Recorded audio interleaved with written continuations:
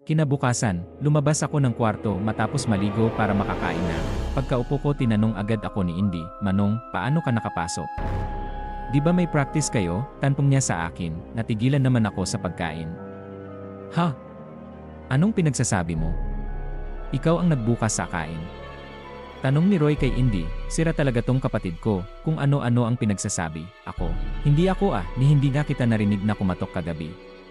Baka naman, si Mama ang nagbukas sa'yo."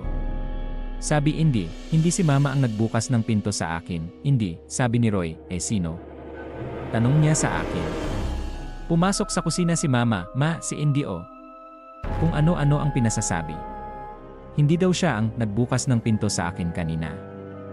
Sumbong ni Roy sa kanyang mama, matotoo naman talagang hindi ako ang nagbukas sa kanya Depensa ni Indy, "Alam mo nak, totoo ang sinabi ni Indy, nauna pa nga siya sa amin matulog kagabi, dahil